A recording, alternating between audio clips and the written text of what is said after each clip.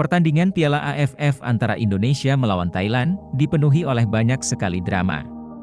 Pada pertandingan yang digelar di Stadion Utama Gelora Bung Karno tersebut, kedua tim harus bermain imbang satu sama. Sempat unggul lebih dulu melalui gol dari Mark Klok, timnas Indonesia gagal mengamankan kemenangan akibat kesalahan di lini pertahanan sendiri. Sepanjang pertandingan, timnas Indonesia tidak banyak menguasai bola.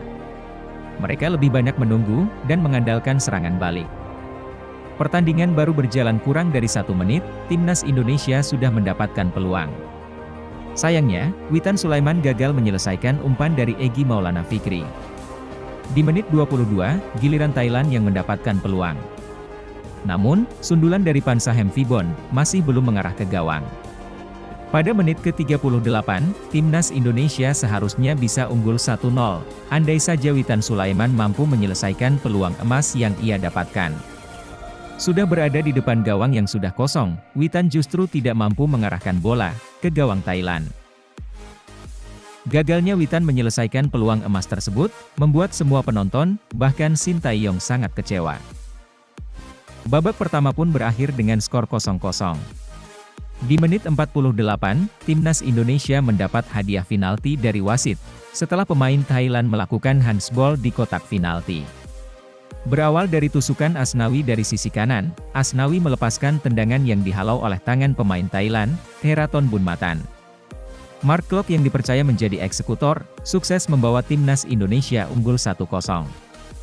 Pada menit ke-62, timnas Thailand harus bermain dengan 10 orang, setelah pemain bernomor punggung 14, Sanrawat Demir, mendapat kartu merah langsung dari wasit, akibat pelanggaran keras yang ia lakukan kepada Sadil Ramdhani. Timnas Indonesia hampir menggandakan keunggulan di menit 70. Melalui kerjasama 1-2 yang apik dengan Witan, Asnawi berhasil masuk ke kotak penalti Thailand. Sayangnya, tendangan dari Asnawi masih melayang di atas mistar gawang. Timnas Indonesia kembali mendapat peluang emas di menit 74. Namun, tendangan dari Yaakob Sayuri masih melebar di sisi kanan gawang Thailand. Unggul jumlah pemain, nampaknya tidak membuat para pemain timnas bermain lebih menyerang. Mereka masih terlihat takut untuk menguasai bola di lini tengah. Indonesia justru membiarkan Thailand menguasai permainan.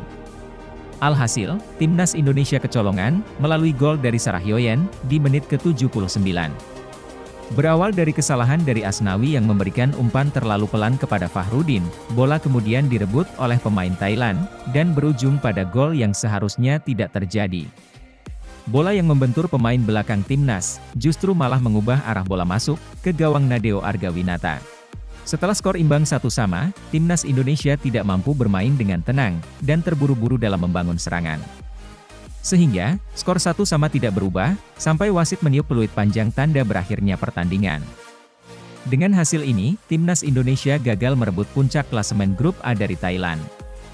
Indonesia dan Thailand sama-sama mengoleksi 7 poin dari 3 laga. Namun, Thailand unggul selisih gol dari Indonesia.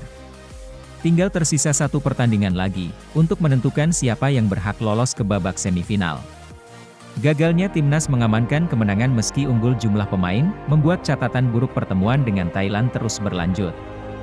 Timnas Indonesia tidak mampu mengalahkan Thailand dalam 6 tahun terakhir. Terakhir kali Indonesia mengalahkan Thailand, yakni di Piala AFF tahun 2016. Gagalnya timnas mengamankan kemenangan atas Thailand, tentu membuat Sintayong kecewa.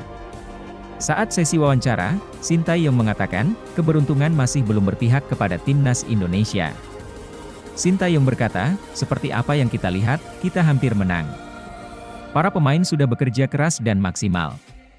Tapi, keberuntungan belum berpihak kepada kami. Gagalnya timnas meraih kemenangan, juga tak lepas dari penyelesaian akhir yang buruk, dari para pemain timnas, terutama Witan. Sintayong berjanji akan memperbaiki kualitas penyelesaian akhir, dari para pemain timnas.